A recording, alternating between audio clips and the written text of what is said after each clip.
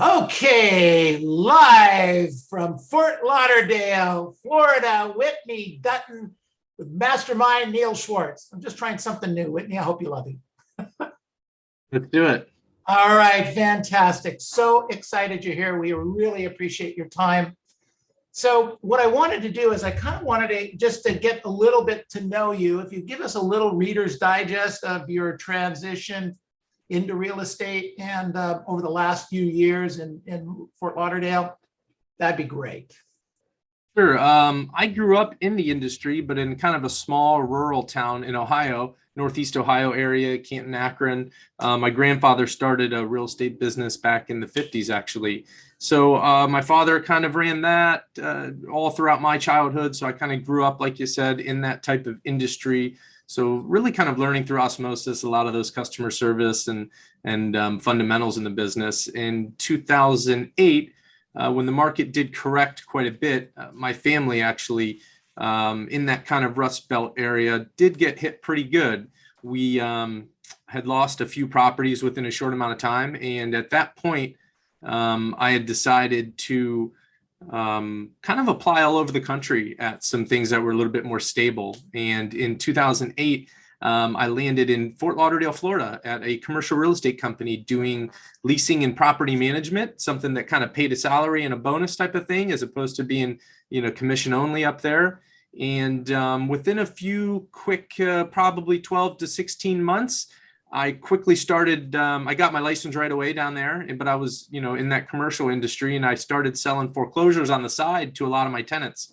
And I became, as in our business, word of mouth starts to spread. And I learned that kind of foreclosure niche of how to get buyers, agents, offers accepted. I don't know if you guys remember during that time, there was a very special protocol on how to submit offers, the websites and all that stuff that came with it. And if you knew how to do that well, you could kind of have a leg up. So I did that on the side for about 14, 16 months until it brought me to a point to where I didn't need the salary position anymore. And then I broke into the residential game there in Fort Lauderdale. I moved down there on a whim without any friends or family. So I had to kind of start over, growing up in a small town in Ohio with a family that had a kind of a middle to large real estate presence.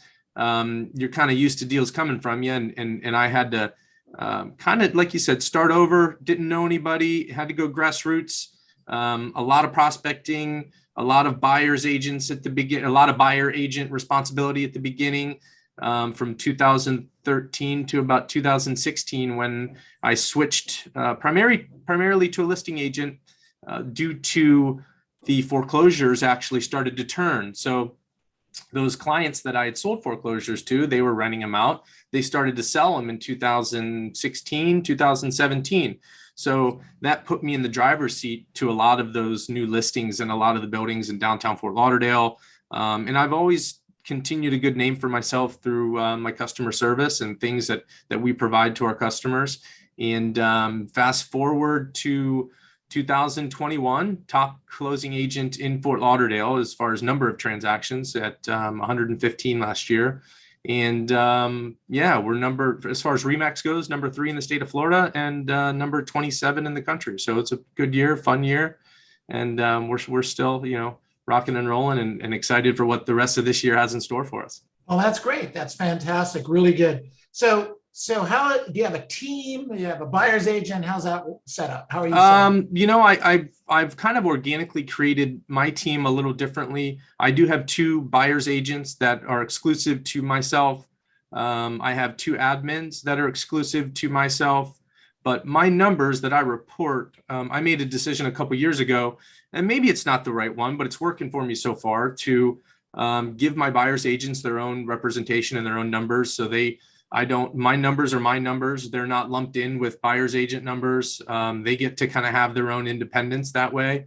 It helps us track. It helps them feel a little bit empowered, I think. I see both sides of the story. I mean, I just chose to kind of hold myself a little more accountable also to personal production numbers, as opposed to lumping in, kind of team attributes. But yeah, so 2 exclusive buyer's agents and then 2 admins that are exclusive. So the admins work for you directly or for your team? They work for our team, but they're Okay. paid but they're paid by me directly. So Got it. I have one that is just a transaction coordinator. So pending goes to her, and then I have a listing coordinator that as soon as a listing contract signed, it gets turned over to her, and then she kind of takes over from there. So the last few years, I've tried to build a process that takes me out of the transaction and allows me just to kind of Gailey and I, obviously, you know very well, we work on presenting, negotiating, and closing, and that's really it. Got it. A lot of agents want to do that. Everybody aspires to do that. Every conversation I have with every new agent is that conversation. But that's not just hiring a transaction coordinator or an assistant. That's a process, isn't it? Yeah, so I did it by myself, and I teach this to all agents that come across. I did it by myself up until 45 deals. My goal is to hire my first admin and/or buyer's agent at 50. So you know, that took me a while to get to, definitely. And then once you get to that point to where that admin is actually necessary, right? So some people, I think there is a fault where you try to add the buyer's agent right away, create a team immediately, create an admin immediately. And I've always been of the mind to grow organically, slow growth, right? Slow, humble growth. And so I went to 50, hired my first buyer's agent and admin at that time. Second admin at 75, second buyer's agent at 75. And then we are pretty much good to go there. I don't think I'll need any help until maybe 150. I think we're pretty lean, and I think we can kind of handle up to probably 150 before I would need another employee. Well, that's great. Excellent. So from 0 to 45, you use a transaction coordinator, or you were the transaction coordinator? No, I was a transaction coordinator. I didn't use anybody. Yeah. Interesting. Wow. You're a working guy. Well, I shouldn't say that. Or kids or anything? I do. So what I focused on early was leaning on my 5 team members, right? Like, so you have your lender, you've got your title company, you've got your inspectors, and all the people that are included in the deal. I leaned really heavy on them. I kind of had built those relationships from the beginning to where when the client comes in, you set those expectations of how the transaction goes. And again, I was even then trying to remove myself. It's like, hey, look, you know, as soon as it goes under contract, you're going to be in touch with the title company, you know, so it really did kind of allow me to set them off. And I didn't hire a transaction coordinator or my admin until I felt like I was giving something up. And, you know, when customer service was suffering, I kind of felt like, you know, if things start to slip through the cracks, I knew that I wasn't going to suffer customer service by just not spending the money on an admin. So, okay, that sounds, you know, Mike talks about that. It's something that we refer to all the time about getting your team involved with it. So you need to do the interviews. You need to talk to these people. You're going to get all my business. However, I want you to take all these phone calls or respond to it. And if I have to get involved, we're going to have a problem kind of conversation. Look, Mike's a little bit more hard-nosed than I think all of us are. I was never that tough. I feel like the title companies want to help and they want to be part of your business, and they want nothing more than to be that exclusive partner. And you know, you're involved, but not as much as you have to be, and it allows you to keep producing. I don't know that you can do more than 50 probably without an admin or a transaction coordinator though, or something. And have some kind of a life. Yeah, sure. Yeah, absolutely. Very good. So your business, mostly listings along the way, 50 transactions when you so primarily was buyer agent focused probably until 30, 40 deals. Then that switched, like you said, once 2017 hit and we moved more towards listing property, we didn't have a focus on just eliminating the buyer from the deal, but and I only recently kind of stopped working with buyers because of the market difficulty. So I worked with buyers up until probably 2020, 2021, but slowly from 2016 on, it was maybe 50-50 to 60-40 to 70-30, 80-20, and now I'm probably 90-10. Got it. So price point in Fort Lauderdale, you dealing with the stuff on the water or inland a little bit? I'm not too picky. Something, working on for the future is definitely maybe go for a larger price point. My average price point last year, 375. This year, because of, I think, prices inflating a little bit, I think I'm high fours. So you're Yeah. grossing, you and your team gross 1.2, 1.4 For gross commission. last year was, including buyer's agent, would almost be a referral commission, 1.804 total. And then my team was another, I think each of them did right around 200 each, 200K each. So a couple $1 million. Personal production was a couple million, 1.8, and then they'll add another 400, maybe 2.2 as a team, something like that. That's great. Fantastic. So what percent are buyers and what percent are, so your buyers agents, they only work buyers, or some of them work listings? If they have a listing, it comes in-house. So a listing from a past client comes in-house and gets listed through myself, and our process kind of goes through the 5 steps and all that stuff. So yeah, they do have listings and they get a higher cut because of it, but it still goes through us as a listing agent, me as a listing agent. Got it. Fantastic.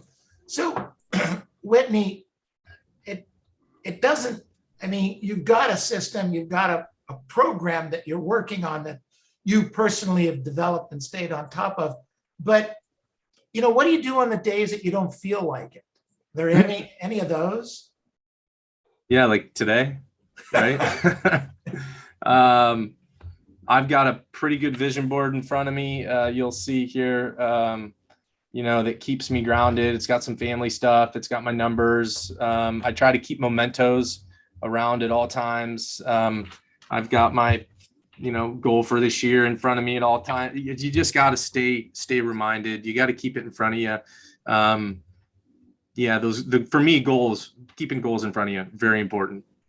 Got it. Yeah. Is there any time that you do get complacent?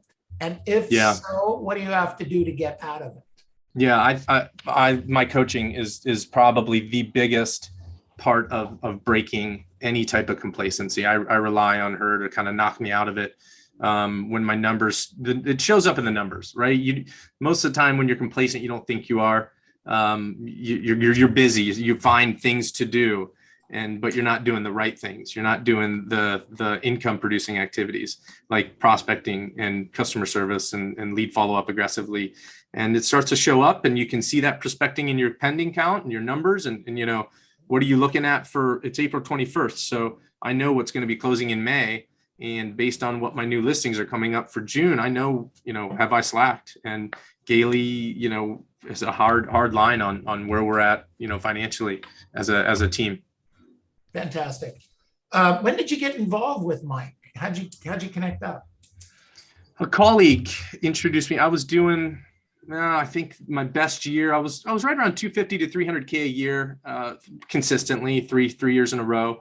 And a colleague of mine, Dan Galappo, introduced me to one of their retreats in Hollywood. It was only 20 minutes from the house, and invited me to go. And it was pretty eye-opening. So that first 3 days was seeing these other agents and being around these people doing 3, 4, 5 million a year, and explaining this process. And when they explain it to you, you're like, holy shit, that's totally doable, and it's predictable, and it's they build it as through this system of process, and then learning from some of those guys that it was really eye-opening. And I signed up right after that 3-day window. That was probably 5 years ago. And I went from like 260, 270 to, I think my first coaching year, 444 or something like that. It was, almost doubled my income. So I'm a pretty firm believer in having a coach or a mentor or a broker, somebody that's pushing you. So you went through a number of years without being coached or without being exposed to Mike. So who were you following, if anyone, at that time? I'm sure you just did this all by yourself. I was relying on, growing up in the business. I feel like I did have some kind of fundamentals of what it was and watching. But no, I really just tried to really, I didn't have any kids at the time. I have a 4-year-old right now and an 18-month-old. So at the time, wasn't married, single. I could work to midnight if I had to. And, I was just kind of gunslinging for 3-4 years there.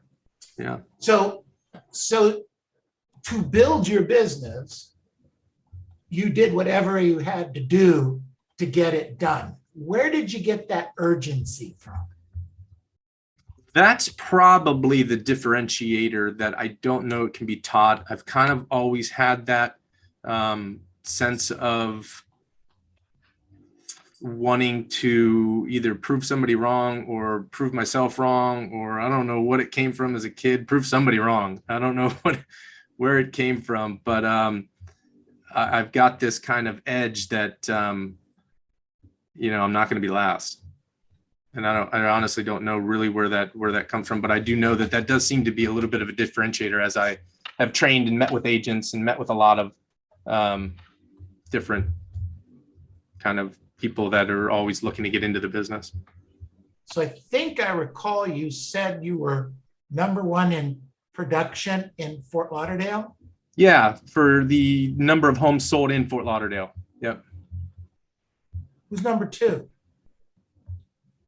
That would be right now. Larry Revere is #2 year to date. How far behind you? We're pretty neck and neck, maybe 1 to 2 transactions. It's swapped here the last couple months. It's been close. Interesting, fascinating. I was curious if you knew, and we know those things, don't we? Yeah. Oh yeah. So does that push you sometimes? Yeah, I don't like to admit that it does because I'm working on ego and, I'm working on not having that be a factor. Sure. And trying to kind of remove that. But yeah, definitely. Absolutely. Absolutely. If Gailey asks me, I'll tell her no. Okay. And I'll remember to say no. Yeah. Oh, that's good. Excellent. So Whitney, what do you think your superpower is? I think what we just kind of touched on, there is a little bit of not supernatural, but there's a part of people's DNA or personality that kind of I feel like I'm driven, and I feel like I'm a little bit of a self-motivator. I don't know that I need pushed a ton. I feel like the confidence that I could make good money in any industry. But in order to be the best, I do need some coaching and I need help and I need mentors and all that stuff. But I'm going to get off the ground, wherever I land. And I feel like there's a level of confidence that you need. Not anytime soon. Robert, I don't understand. thank you. So I'm sorry, Whitney. No problem. So the market's changing a little bit here in California. I assume it's doing the same thing in Florida in terms of the inventory is low, but the interest rates are rising, and there's a little uncertainty out there. Are you sensing that in your marketplace? Yeah, I follow. So one of our main lenders that we partner with, I talk with him 3 days a week, Monday, Wednesday, and Friday at 8:30. And we touched on loan origination. We touch on applications, credit pulls, all that stuff. And they're down. So their credit pulls is what we kind of look at as far as that's people that aren't yet in the market, but are thinking about getting in the market and maybe getting their credit hit with just to find out what their interest rate will be. And then there's the application, which is put in the application to get ready or to be ready. And those are down. So those numbers are down quite a bit. I think 30%, I believe, year to date from last year. So we do follow those, and I think that's a pure testament to two things: interest rates rising, but people getting bullied. Buyers they've been beat up on, they've been bullied, they've been pushed around. Prices are now at a point where they're unaffordable. They're discouraged, and we feel that. And it's showing up in the numbers. But unfortunately, we have seen such a large net migration growth here that they're not getting any relief on the rent side. Rents actually went up higher than in sales in the last year as far as our numbers. So we're up 30% year over year on rental numbers, which, so the buyer and the renter is not feeling any relief. We're in a little bit of an unaffordability issue here locally. Not that, many of the people listening or on the call will matter, but we've got some insurance issues that are spiraling out of control. So we've got our own problems to face here for sure. You have a lot of condominiums, and that, was it called Surfside in Miami? Yeah, it caused some issues, and you have some condominiums. We're actually feeling that ripple effect here a little bit. Yeah, I've got one that just went under contract today. It's got a $65,000 assessment that was passed to every single owner about 5.5 months ago, or right after the Surfside tragedy, really. The inspectors, insurance companies, everybody went after these older buildings built within certain timeframes and are hitting them pretty hard. And we're seeing a value adjustment in the condo market right now. Got it. Very interesting. So what are you going to do different over the next, if anything, over, market's changing, interest rates are rising, inventory's rising a little bit, houses are staying on the market a little bit longer. You got the Surfside issues. So what, if anything, are you going to do different over the next 9, or let's say for the balance of the year? Yeah, so that's a good question, and it's something I'm working on with my coach. Right now, everybody would like to imagine that, hey, the market doesn't change me. I can control my own direction. I can control my own destiny, et cetera. But, in reality, it does. And what it does change is it changes how you have to work. When the market changes, you got to pivot with it. So right now, for the last 3 years, I've been pretty lazy, let's call it lazy. I've only needed maybe 2 to 3 prospecting sources. I'm going to have to expand that. So my prospecting sources are going to expand. And also my customer service, we're going to double down. We found that by increasing your customer service, you'll actually increase your referral rate. So Trisha, who is our transaction coordinator, I've also got Michelle, who is our listing coordinator, now involved on the transaction side for more touches. I'm increasing my touches to my customers and pendings. So I'm really going after customer service to increase my referral rate. So that plus expanding on my lead sources is my two focuses here to hopefully make up for anything that the market will give me. So let me ask you, let's talk about customer service, touches, other things.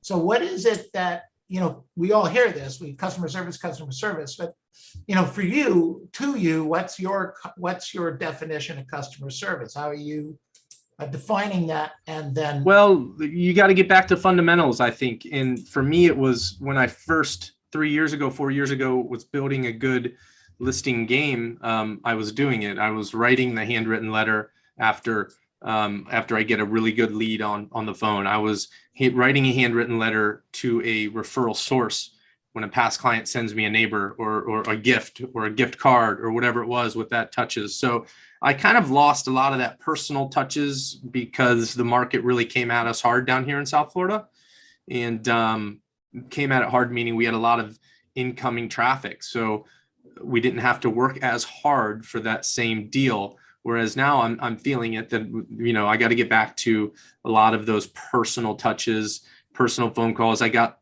to the point where all my pendings were only getting email touches. They weren't getting personal phone calls. They weren't, my listings that were on the market, they were selling fast enough that, to where you didn't really have to worry about keeping them in the know. But it's the opposite. You still call them per week, even if it's pending to talk to them about their neighbors, getting back to a lot of that personal stuff that I let slip the last couple of years. Okay, good. Excellent. Fantastic stuff. So what the sources that you're doing business, the other thing you wanted to work on, expired for sale by owners. Is that a source for you right now? Not right now. It's not. And it's going to be, I'm ramping up an expired campaign as we speak, working on 5 contacts per day in the expired realm. Trying to get that consistent at 5 per day and then increasing it, as I need to from there. Got it. Hey, I want to shift gears real quick. You moved from Ohio to Florida. You grew up in Ohio, right? Yes. How old were you when you moved? 21. 21. Yep. You had some basic skills. You had some basic vision of what was going on in real estate at that time. You got hit financially, and certainly the family did, and you moved to a different industry in a different area. And you moved to Fort Lauderdale, but you didn't know anyone, which is one issue. You also didn't know the market, which was the other issue, right? Very much so. But you had some selling skills.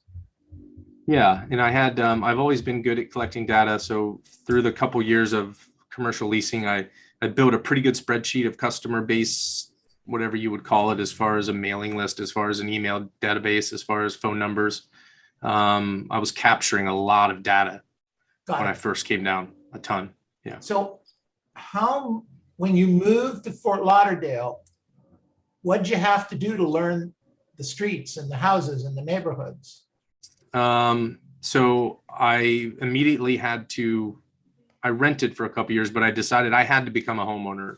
And I had to become a homeowner to understand the strifes, the problems, the issues with the neighborhoods. I had to do some CMA work on myself as I was doing for the buyers. And I decided also to get involved with some philanthropic stuff. So I kind of went headfirst into a couple younger professional type networking things, and then moved it up to now I sit on a couple different local boards for some nonprofits and things like that, which has been a tremendous source of business for me. At the beginning, it was just kind of putting in a lot of sweat equity on this, philanthropic side. And then as they realize that you're not there just for the business, now it's really, paid off quite a bit. So I got involved pretty heavy in that.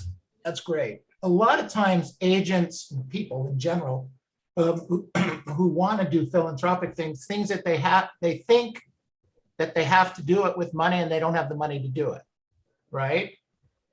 But that's not necessarily true. My sense is that you did it, you used the word sweat equity.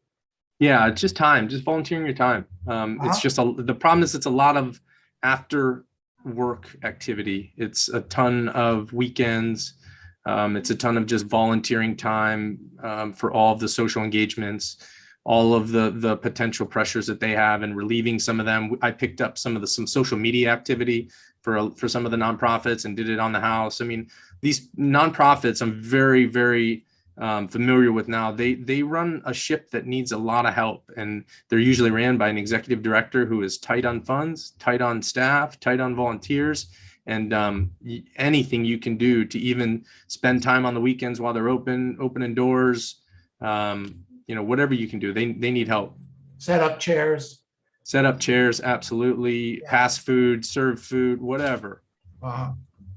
That's great. That's really one of the things that help a lot of people get to the next level. You also get to hang out. My suspicion is, Whitney, that you get to hang out with some big bucks people that are working next to you because they have the same passion about the same charity, correct? Yeah, and I would say, but they will spot a fraud a mile away. Yes. So whatever you want to be involved in, and now that I'm in the circle, kind of inner circle now, it's talked about. So they know you immediately, they know what you're doing, they know why you're there. So pick a philanthropic category that you're passionate about. Pick something that you want to get behind, that you can imagine. I don't know the age group here, but if you're going to spend time away from your kids, make sure you're actually probably going to enjoy it or not be really upset doing it. That's great. It's great advice. Fantastic. Really, really good. Okay. So some advice right now. You've given us a couple of things that you're going to do, but I might not be able to do the same thing you do. Yeah. So what would you suggest with all the changing that's going on in the marketplace? As different as markets are, they're very similar. So the question is, what would you suggest for our group today to take on and do that they could do that you would recommend to help them to not only survive this upcoming market, but to thrive in it? Yeah, it's a good question, and it's a tough one because there's so many different there's a spectrum of production that people are trying to do, right? Like maybe their goal is 10 deals a year, maybe your goal is 150 deals a year.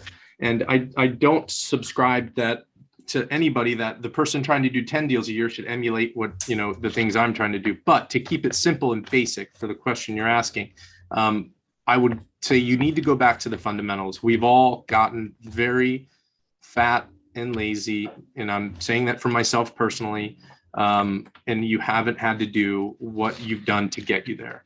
And I feel like we all know what that is. I could tell you what it is, but in the back of your mind, everybody knows what they're supposed to be doing. If you've been in the business long enough, you got to get back to those things that got you there. And it's one of those things that I don't know what point you're at in your career. If you're newer, get a mentor immediately. If I would have gotten involved with a mentor or a broker that actually cared about my production, I would have gotten to where I was at a lot faster. I'm a personal believer of schedules too. So I'm firm of if you want this to be a career, then you should treat it like one. You should start at the same time every day. You should, if your office is at home or out of the office, you should be at that office at the same time every day.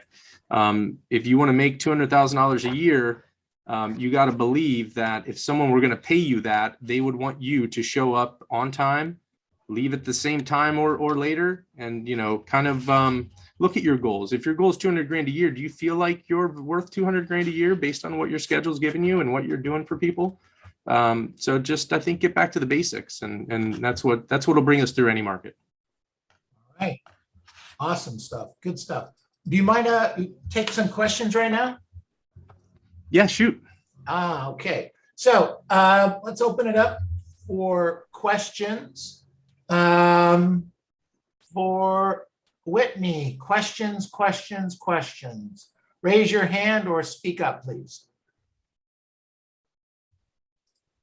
So my question, Whitney, is to that point that you just made of get up every day, be at the office, same time every day. Can you walk us through what your daily schedule looks like? Yeah, sure.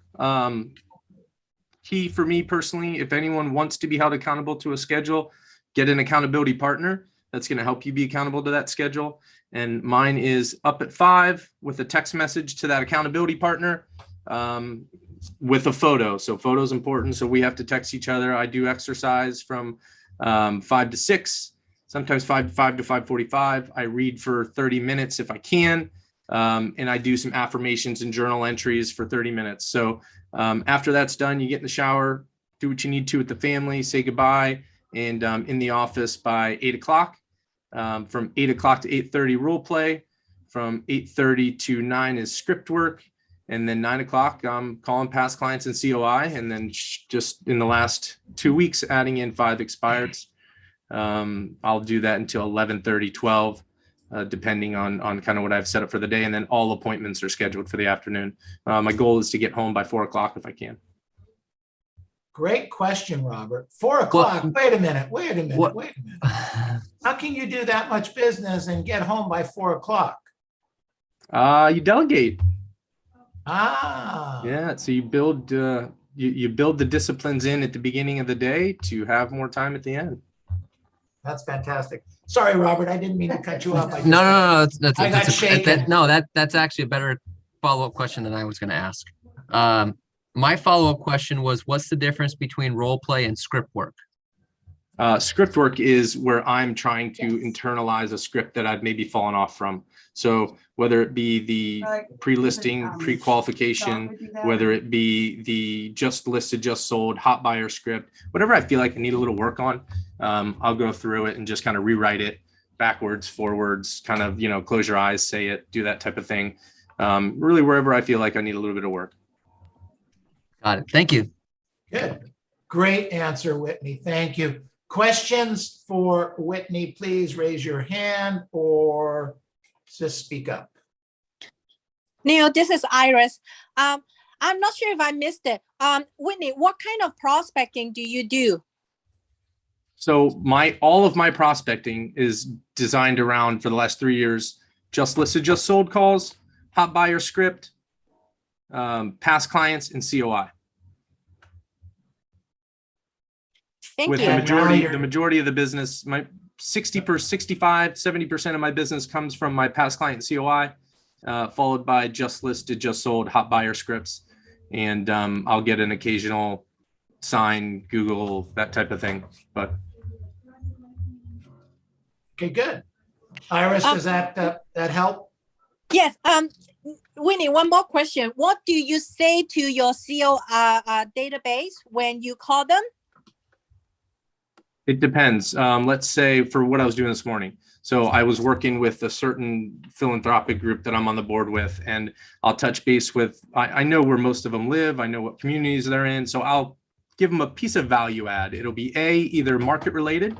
Hey, have you seen what happened in the market? Have you seen a comp nearby that just sold? Have you seen a property that just came on the market in your neighborhood at a crazy price?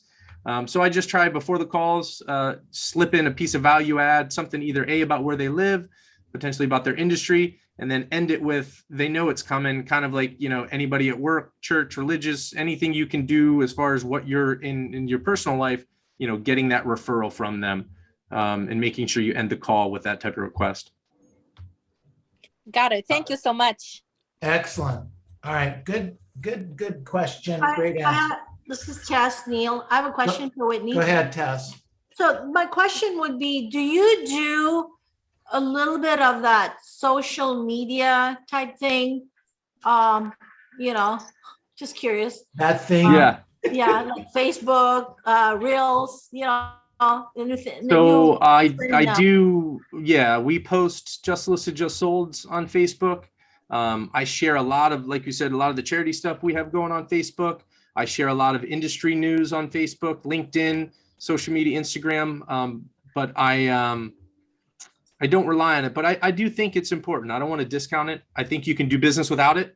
Yeah. But I do think that there is a certain demographic that it does create brand awareness. Okay, one last question I wanted to ask you regarding past client. How much are you involved with your past client? Do you do like client appreciation and things like that, giving parties and, like really working on that past client? Yeah. Yep. So I'll do one client appreciation party a year, generally at the end of the year. And that'll be for people that refer one deal plus to me per year, and try to keep that around 30 to 50 people. But I'm big on lunches. So I've decided a couple years ago that I'm not going to eat lunch alone, and I schedule out lunches for the week, and I kind of build that around my past clients and COI, where I'll take a customer to lunch. And I try 3 out of 5. I try for 5 days a week if I can. Ends up with cancellations and things happen. And I'm usually going to lunch with a past client or COI about 3 days a week, just to kind of, get that FaceTime with them. I also have, I spend, I think, $100 per year through a client advocate site called Client Giant. And they quarterly will send out personalized gifts to people and things like that. So I do a little bit here and there, that's organic, and then a little bit paid as well. Awesome. Thank you very much. All right, great question. Good answer. Thank you, Whitney. Other questions? Hi, I have a question. I'm Sure, Jen. Jen. Well, you say you have a team like lender, title. Like, when you first started, how did you go about forming this team? Did you have to go through various types of people and then you find somebody that you Yeah, so I think I want to make sure I clarify what team means. So team would be of the people that I consider to be involved in the transaction from the beginning. So your lender that you work with all the time. Again, I understand at the beginning that it's tough to be firm with your customer about only going through your lender, but I'm sure you have a lender you prefer to work with. And I just kind of explained to them what I expect from them. And your passion and your energy, when you have that, it's like, look, if you're a newer agent, and I don't know if you are, but if you are a newer agent listening, it's that passion of, hey, I'm really excited. I'm going to hit the ground running. I'm going to be sending you 30 to 50 deals a year. I want you to be my exclusive broker. I want you to handle every single one of my lending questions. When we pass a client off to you, here's what I kind of expect to happen. And once we're under contract, here's what we expect to happen. And they can you can tweak that custom with every relationship. The title company, the home inspection company is a big one. Get out of your home inspection talks. You're not an inspector. make sure your client knows when you set that buyer meeting and they come and sit in your office, which is a mandatory requirement. They come sit in the office. You explain to them, hey, as soon as it goes pending, here's what happens. Home inspection obviously happens, right? You give them the numbers of your trusted inspectors and you let them know when they have a question, this is who they call. There's no reason to play in the middle. You guys remember that telephone game? Every time communication comes to you and goes to another person, it loses a little bit there. So let that direct action talk, let them be responsible for screwing something up. Make sure that, get out of that transaction and rely on those people that are going to be those people like your title, your lender, your inspection company, whether you guys do, I don't know how your escrow is handled in California, but, make them have some responsibility in that transaction. Right. But when you moved you were from Ohio and then you moved to South Florida, so you didn't know anyone. Yep. You started from scratch. Yeah. So the lender I still use to this day was in a networking group that I met in 2011. So we were in kind of a, not really a BNI, I know you guys have BNI there, but we were in an exclusive industry only networking group. And he was a lender in that group, and I still partner and use him to this day. So there are a million lenders out there that would love to earn your business. There are a million new lenders that don't have, remember the lenders, they have people that don't have a lot of business too. There's loan officers that are just starting out there that are mentoring under other people. So there's a lot of people that would love to have your business.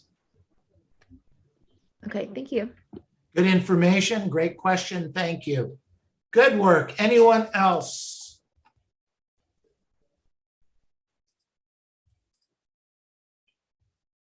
All right. So let me ask you this. I do have a question I want to ask you. Is there a particular, Whitney, is there a particular script or dialogue or situation then when you get it, when it happens, you go, whoa, that's mine. I've got this. I own it. Is there anything like that for you? The commission script, I feel like, when someone asks if we're flexible on our commission, if someone asks if we're able to reduce the commission, it's that, no, any other questions? I feel like I get that that's hard to do as a newer agent until you have that confidence. And once you don't need that transaction to make or break your income or your year, and you're not afraid to lose it, and you know how valuable you are. That whole thing is knowing that you are valuable, knowing that you are the most valuable person in their life when it comes to selling a piece of real estate. I've mastered that one, and honestly, you're going to lose them. You're going to lose a deal to a Redfin. You're going to lose a deal to flatfeemls.com. It's going to happen. And sometimes those people you don't want to do business with because they're always looking to be in your pocket. But yeah, I'm no, any other questions? Yeah. So having said that, what percentage of the listings do you take at quote unquote your full commission? Oh, geez. Yeah. I mean, look, right now, let me pull up my listing percentage. I'm at 82% at the table right now. 1 out of 10. So I will reduce the commission if they're going to buy and sell. So if they are going to sell their property with me and we're going to buy another one, I'll give them 1% back on the next property. Okay. So that usually gets off. Or if they call me back and say, Whitney, it's yours, but you got to drop it 0.5 point or 1 point, I'll simply take it from the buyer's agent.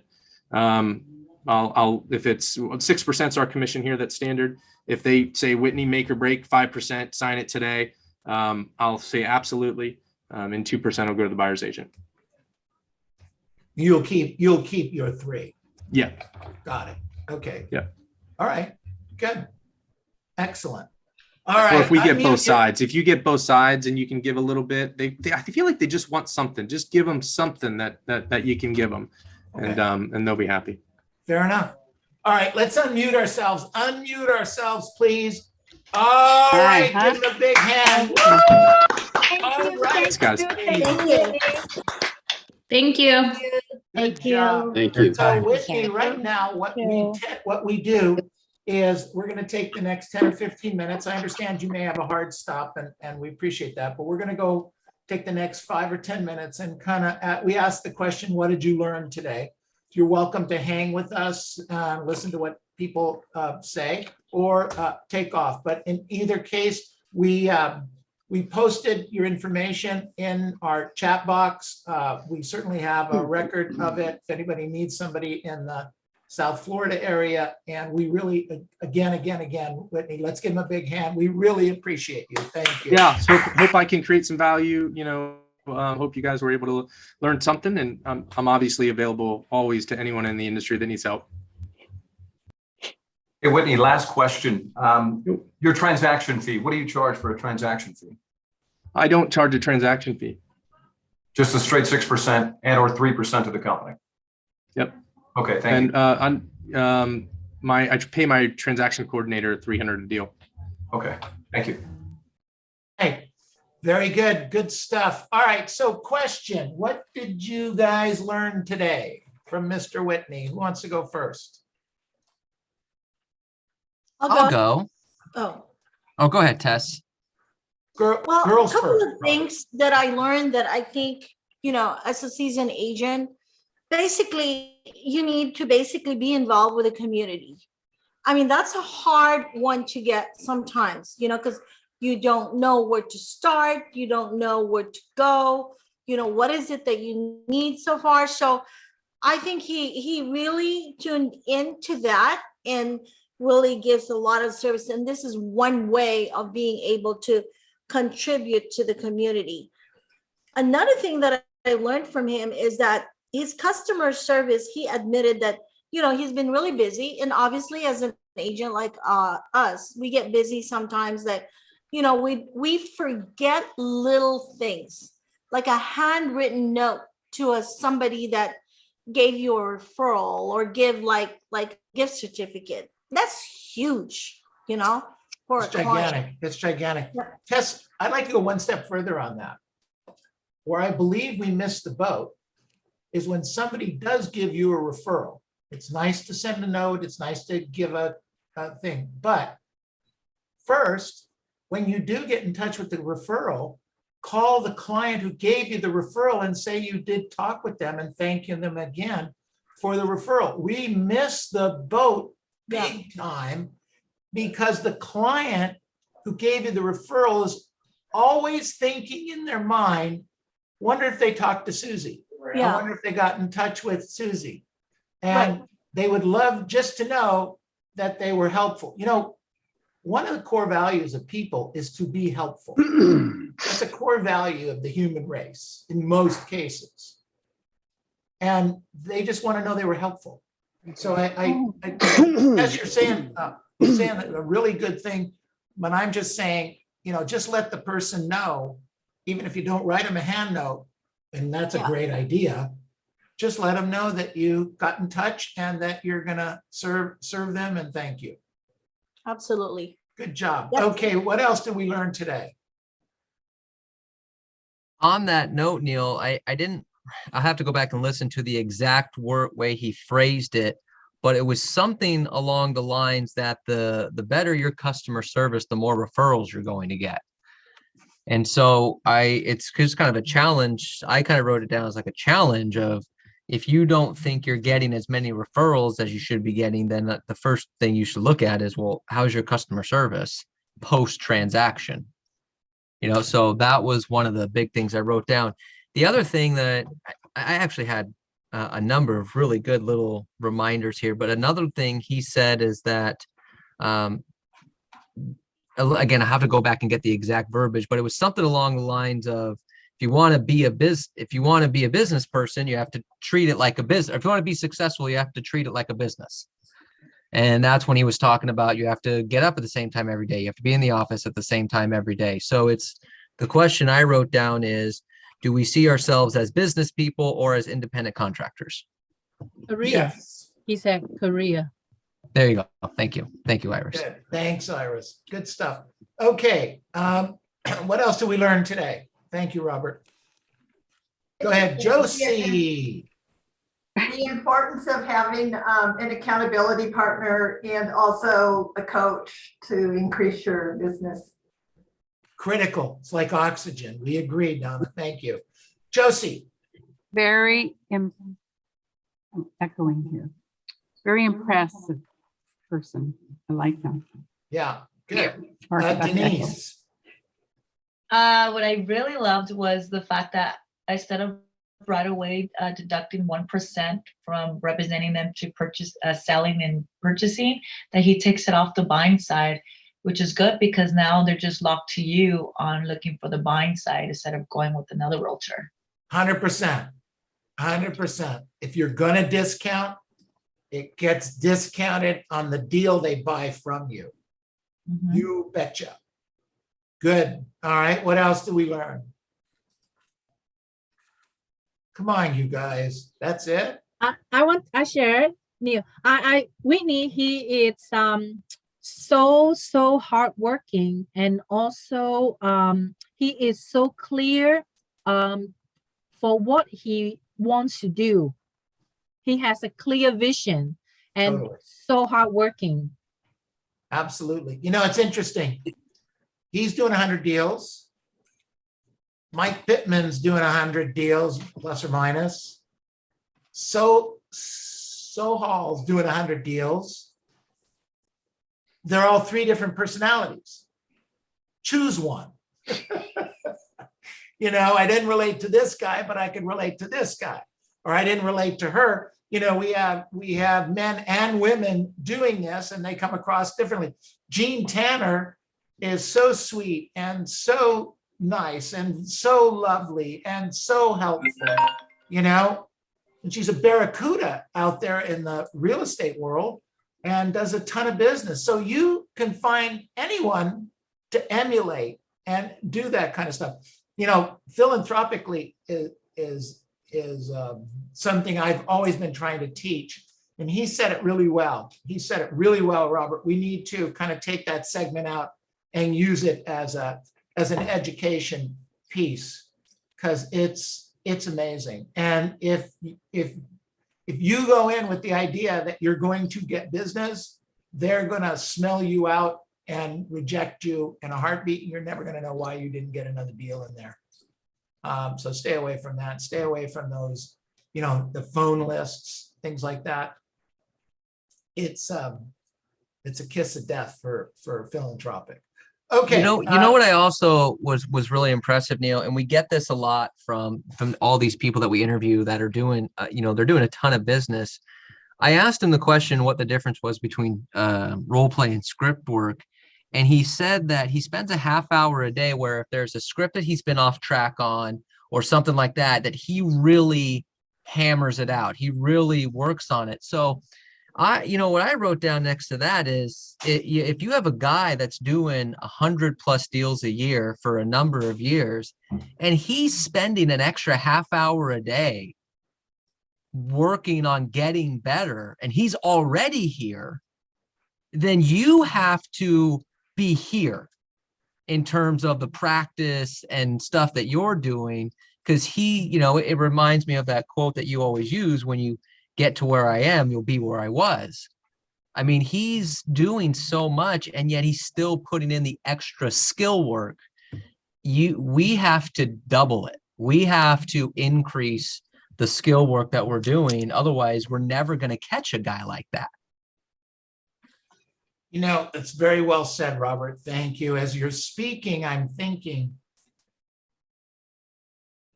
humility. Humility is a real commonality with all these top agents. Humility at a very high level. Guys making $2 million a year. Hello. Okay. In Fort Lauderdale with $300,000 or $400,000 sales prices. In California, I don't know, what's that, a $10 million paycheck around here? Oh, man. Humility. That's awesome. He actually said that. He Yeah, said, no, I humility, I know, wrote he it said, down. he said, used- slow, humble growth. Yes. That's And the- exactly what he said. And the one thing he and it was Josh Barker that had talked about that place where it was the exact same place. And this is where we hear the same thing with these great people that come and speak, those same divining moments where he talked about the customer service was started to not be what he needed it to be. And that's when he hired his assistant. And that was exactly what Josh Barker said. And it was protecting that brand and being okay with the slow, humble growth versus just getting more and more and more, not being in a position to really be able to handle it. So Yeah, no, it's very good. Well said. Thank you. Okay, do we have anyone else that wants to share what they learned today? Going once, going twice. All right, we have. I mean, I have more, but I'll just, I'll wait my turn. Neil, this is Robert, Rudy. go ahead. Yeah, I was gonna say one of the things that I found it to be very important is the fact that he delegates and knows his schedule and sticks to that schedule and knows what's important between family, personal time, and work and business. Yeah, it's really important. Don't watch what I do.